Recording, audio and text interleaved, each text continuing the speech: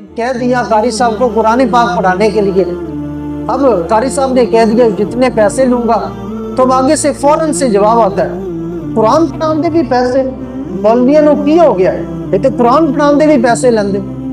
بھائی اصل میں قرآن پڑھانے کے پیسے نہیں ہوتے یا امامت کے پیسے نہیں ہوتے، اصل میں یہ ٹائم کا اجارہ ہوتا ہے۔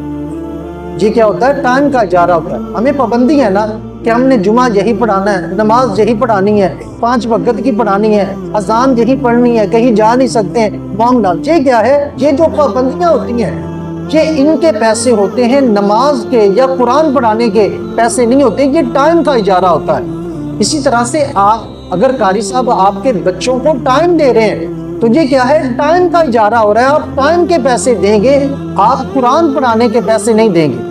آپ دیکھیں کتنے دینی کام ہے، خالصتاً دینی کام ہے، ان کے اوپر ساری دنیا پیسے لیتی ہے لیکن کسی کو تکلیف نہیں ہوتی۔ تکلیف تب ہوتی ہے جب آپ کا امام یا آپ کا قاری صاحب آپ سے پیسوں کا مطالبہ کرے، اس واسطے کہ یہ اس معاشرے کا المیہ ہے۔ یعنی ہم سمجھتے ہیں کہ شاید ان کے پاس یعنی ان کے ساتھ پیٹ نہیں لگا ہوا، ان کے بچے نہیں ہیں، ان کی ضروریات نہیں ہیں، شاید یہ فرشتے نما لوگ ہیں کہ ان کا ایسے ہی سسٹم چل جاتا ہے، یعنی یہ سمجھ کے اس واسطے اس طرح کی پھر طرح طرح کی باتیں سننے کو ملتی ہیں۔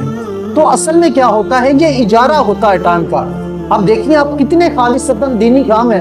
اب مسجد بنانا دینی کام ہے خالصتاً، کیا مستری پیسے نہیں لیتا، مزدور پیسے نہیں لیتا، اینٹوں والا پیسے نہیں لیتا، جس نے موٹر آ کے ٹھیک کی اس سے پیسے نہیں دیے، کون سا بندہ ہے؟ بلکہ آج جو ہماری صورت حال ہے نا، ایک تو مسجد کا کام کرنے کے لیے ٹائم مشکل سے دیتے ہیں اور دوسرے پیسے عام لوگوں سے زیادہ لیتے ہیں۔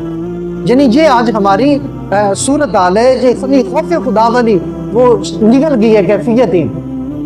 تو یعنی ایک تنگ کیا، دوسرے پیسے زیادہ لیے۔ اسی طرح سے قرآن پاک یہ چھاپنا کیا خالصتاً دینی کام نہیں ہے؟ کیا قرآن پاک آپ کو دکانوں سے مفت مل جاتا ہے یا پیسے دے کے لینا پڑتا ہے؟ حالانکہ خالصتاً دینی کام ہے۔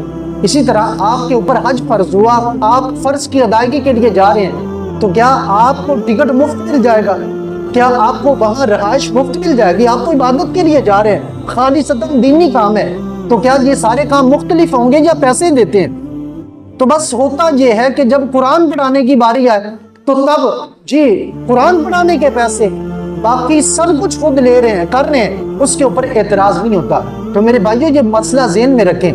ہم بچوں کو اسکول بھی تو پڑھاتے ہیں، کیا اسکول کی فیس نہیں دیتے؟ ٹیوشن بھیجتے ہیں تو اس کی فیس نہیں دیتے ہیں؟ اور یہ المیہ ہے کہ ہمارے ہاں اگر کم پیسے دیے جاتے ہیں تو صرف قرآن پڑھانے کے دیے جاتے ہیں۔